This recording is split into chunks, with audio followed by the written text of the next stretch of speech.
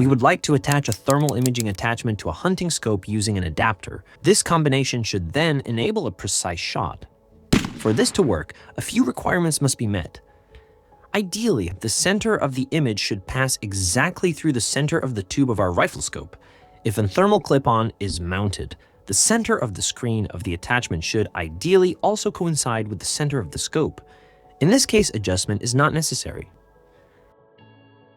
However, manufacturing tolerances on the rifle scope, the adapter, or even the clip-on can result in the image center of both components not matching. This results in an incorrect image, which can cause the shooter to adjust his aiming point to the image shown to him. The result is a shift in the point of impact. In order to bring the center of the image of the attachment and the rifle scope into alignment, the image of the attachment can be shifted horizontally and vertically pixel by pixel on its monitor, similar to a program window on a computer screen. I will now show you how this works with the thermal imaging attachments from Guide. First, we will explain how to select menu levels in the TB series, how to move around the menu, and how to call up menu items. The control panel for navigating the TB series menu consists of 3 buttons: a menu and selection button, and 2 direction buttons. The TB650 with LRF has an additional button for operating the laser rangefinder. The menu has 2 menu levels. A short press on the menu button takes you to the first menu level. The menu can be exited again by pressing and holding the menu button. To access the second menu level, press and hold the menu button. Use the direction buttons to move forwards and backwards within the menu.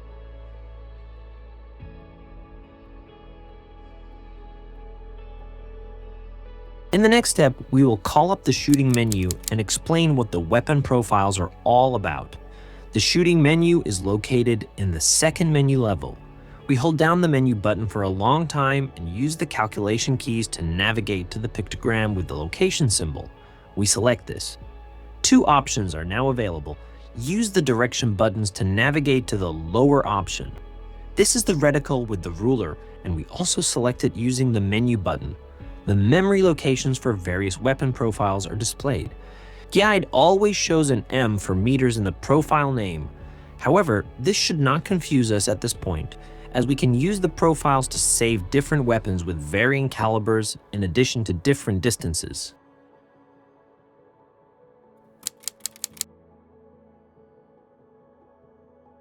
Firstly, I would like to show you how to rename an existing weapon profile. To do this, we press and hold the menu button again to access the second menu level. We navigate back to the shooting menu using the calculation keys.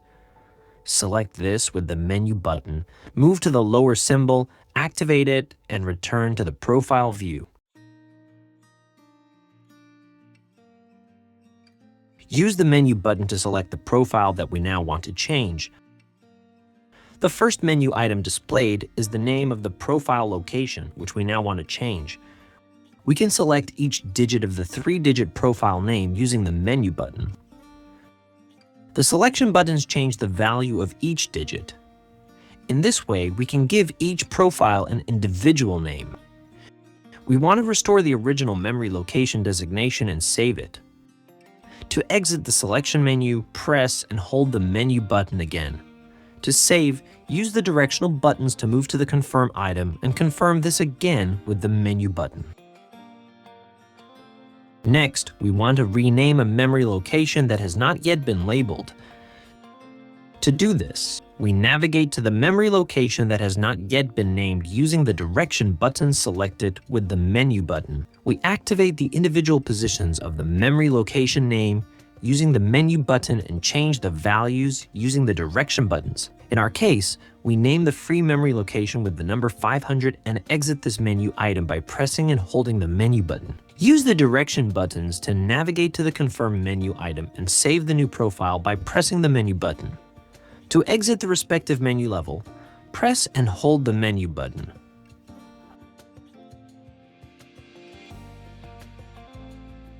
Alternatively, we can exit the menu directly from any menu level by briefly pressing the on-off button. The next step is to adjust the screen. A long press on the menu button takes us to the second menu level. Use the directional buttons to navigate to the pictogram with the location symbol. Select it using the menu button and then use the directional buttons to navigate to the lower option. Activate this with the menu button and we are in the profile selection. We use the menu button to select the 500-meter profile for our further examples. We change the display to clarify the adjustment process.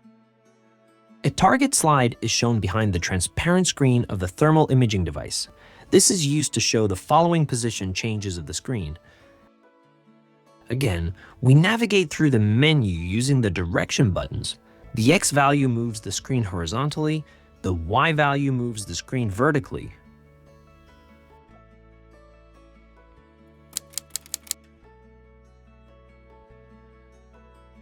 Use the menu button to activate the desired menu item. We start with the X-axis. The front direction button increases the values on the X-axis to positive. The screen is shifted to the right. The impact point position also shifts to the right. The point of impact position changes by 1.6 centimeters per adjustment value. The rear direction button reduces the values on the X-axis to negative. The screen is shifted to the left, as is the point of impact position.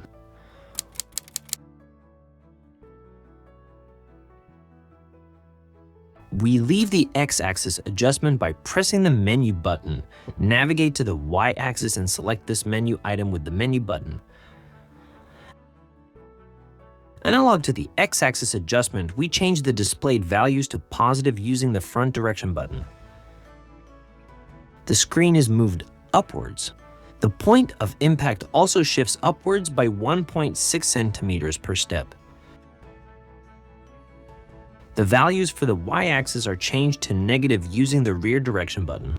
The screen moves downwards.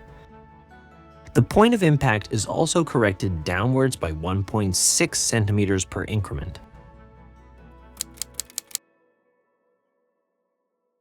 With higher basic magnification of the rifle scope, we have to consider the following. We cannot see the entire screen, so we have no movement reference of the screen.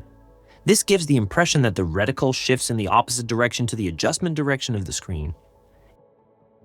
In our example, we change the Y value to positive. The screen therefore shifts upwards. In the rifle scope, it may appear as if the reticle is moving downwards. We should keep this phenomenon in mind when using scopes with a high base magnification.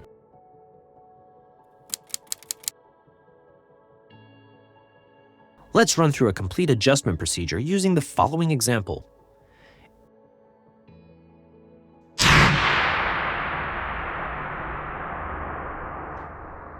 Our point of impact is a good 2 centimeters too far to the right and about 7 centimeters too high. As we achieve an adjustment of 1.6 centimeters per adjustment value, we move the screen 2 steps to the left on the X-axis and 4 steps downwards on the Y-axis.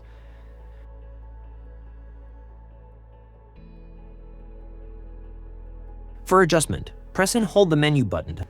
Navigate to the adjustment menu with the direction buttons and select it with the menu button.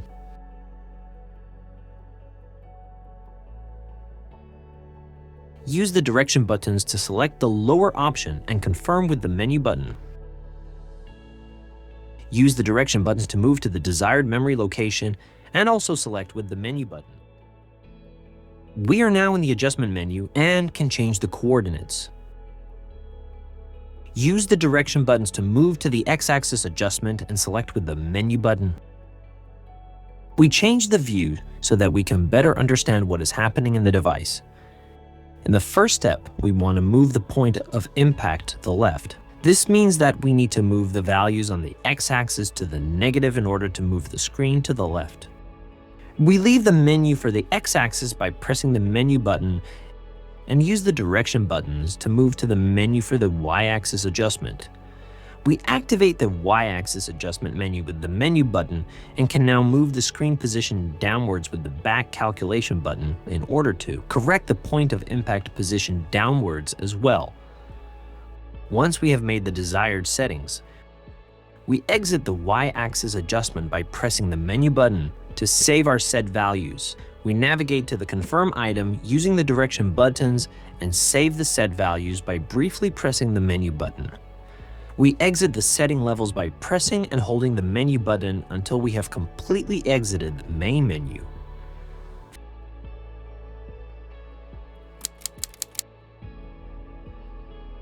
Finally, we check whether the adjustment was successful with a control shot.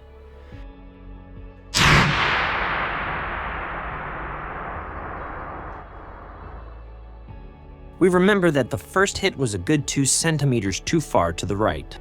We have now corrected with 3.2 centimeters to the left and thus slightly overcorrected. Nevertheless, the point of impact is perfectly fine from a hunting point of view. We are now leaving it as it is, and, in my opinion, the adjustment has been successful. It was also about explaining how the whole adjusting process works. We hope that this more detailed video will help you to adjust your guide thermal imaging attachment yourself. Stay healthy and good hunting.